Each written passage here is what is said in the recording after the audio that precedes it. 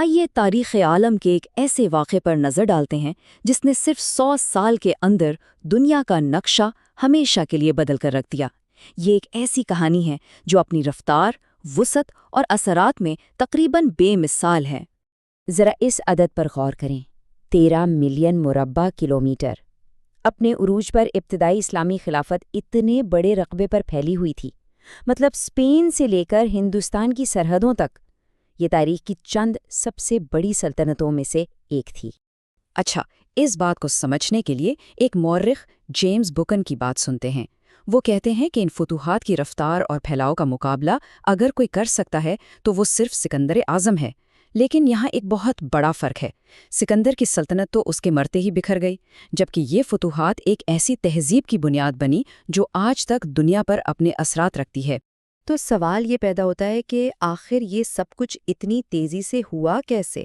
وہ کیا وجوہات تھیں، کیا حالات تھے جنہوں نے اتنی بڑی اور تیز رفتار توسیع کو ممکن بنایا؟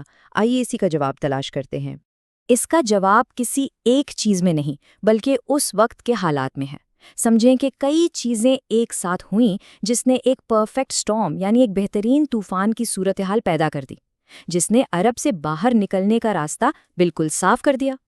تو ہوا یہ کہ اس وقت کی دو سپر پاورز بازنطینی اور ساسانی سلطنتیں آپس میں لڑ لڑ کر بالکل تھک چکی تھیں۔ صدیوں کی جنگوں نے ان کی فوجیں کمزور کر دی تھیں، خزانے خالی ہو چکے تھے اور وہ اندر سے کھوکھلی ہو رہی تھیں۔ وہ ایک نئے اور غیر متوقع چیلنج کا سامنا کرنے کے لیے بالکل تیار نہیں تھیں۔ تو صورتحال کچھ یوں تھی، ایک طرف دو بڑی سلطنتوں کے کمزور ہونے سے ایک زبردست پاور ویکیوم یا طاقت کا خلا پیدا ہو گیا، اور دوسری طرف عرب میں ایک نئی متحد طاقت ابھر رہی تھی۔ اسلام نے تاریخ میں پہلی بار عرب قبیلوں کو ایک مقصد کے تحت اکٹھا کر دیا تھا۔ ان کی جو فوجی توانائی پہلے آپس میں لڑنے میں ضائع ہوتی تھی، اب اس کا رخ باہر کی طرف، امیر علاقوں کی طرف ہو گیا۔ یہ سب مل کر ایک بہترین موقع بنا رہے تھے۔ اور جب یہ طوفان اٹھا تو اس نے کیسی شکل اختیار کی؟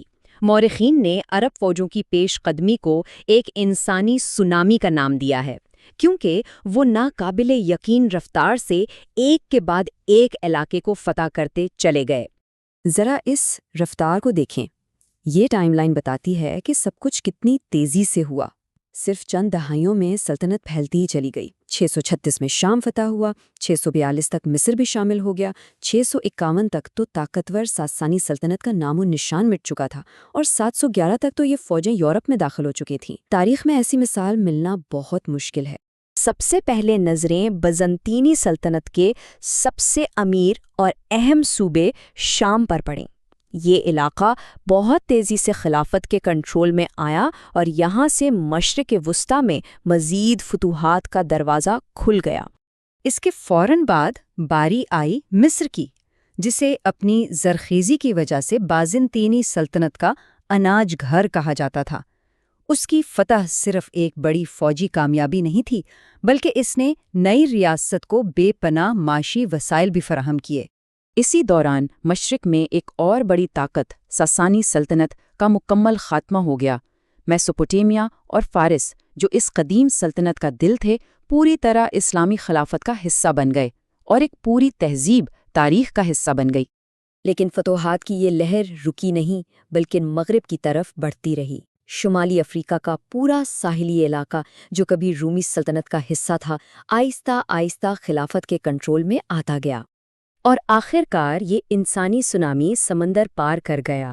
آبنائے جبرالٹر کو عبور کر کے مسلم افواج ہسپانیہ یعنی آج کے اسپین میں داخل ہوئیں، اور اس طرح سلطنت کی سرحدیں پہلی بار یورپ تک جا پہنچیں۔ دیکھیے، کسی علاقے کو فتح کر لینا ایک بات ہے، لیکن اتنی بڑی اور مختلف قسم کے لوگوں پر مشتمل سلطنت کو قائم رکھنا، اس پر حکومت کرنا، یہ بالکل دوسری بات ہے۔ تو آئیے دیکھتے ہیں کہ یہ سلطنت اتنی پائیدار کیسے ثابت ہوئی۔ یہاں پر دو بہت ہی کمال کی اور عملی پالیسیاں اپنائی گئیں۔ پہلی یہ کہ فوجیوں کو مقامی آبادی سے الگ نئے شہروں میں بسایا گیا تاکہ مقامی معیشت، خاص طور پر زراعت کو کوئی نقصان نہ پہنچے، اور دوسری یہ کہ پرانے انتظامی نظام کو توڑنے کے بجائے مقامی لیڈروں کے ساتھ مل کر کام کیا گیا، جس سے حکومت میں ایک تسلسل اور استحکام آیا۔ اس پورے نظام میں جزیہ کا ایک اہم کردار تھا۔ اب یہ کیا تھا؟ یہ ایک ٹیکس تھا جو غیر مسلم شہری ادا کرتے تھے۔ اس کے بدلے میں ریاست ان کی حفاظت کی ذمہ دار ہوتی تھی۔ انہیں فوج میں بھرتی نہیں کیا جاتا تھا اور انہیں اپنے مذہب پر عمل کرنے کی پوری آزادی ہوتی تھی۔ وقت کے ساتھ ساتھ یہ صرف ایک فوجی قبضہ نہیں رہا بلکہ ایک نیا معاشرہ بننا شروع ہو گیا۔ عرب قبیلوں نے بڑی تعداد میں ان نئے علاقوں میں ہجرت کی اور آہستہ آہستہ فاتحین اور مقامی لوگوں کے درمیان فرق مٹنے لگا، خاص طور پر جب مقامی لوگوں نے اسلام قبول کیا اور عربوں نے وہاں کی ثقافت کو اپنایا۔ تو ان تمام تبدیلیوں کا حتمی نتیجہ کیا نکلا؟ ان فتوحات نے صرف ایک سلطنت نہیں بنائی بلکہ ایک بالکل نئی تہذیب کو جنم دیا جس کی میراث آج بھی باقی ہے۔ اور یہی سب سے اہم نکتہ ہے، ان فتوحات نے تاریخ کا دھارا موڑ دیا۔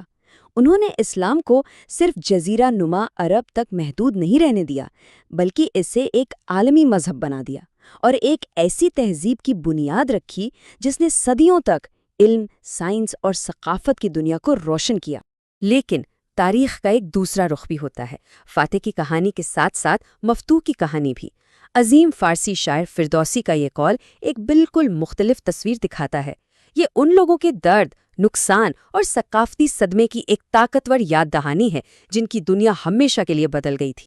تو آخر میں یہ سوال ہمارے سامنے آتا ہے کہ صرف ایک صدی میں بننے والی اس عظیم سلطنت کی سب سے حیران کن میراث کیا ہے؟ کیا وہ اس کی ناقابل یقین رفتار تھی، اس کی بے پناہ وصیت تھی، یا وہ پائیدار تہذیب تھی جو اس نے پیدا کی؟ یہ ایک ایسا سوال ہے جو آج بھی سوچنے پر مجبور کرتا ہے۔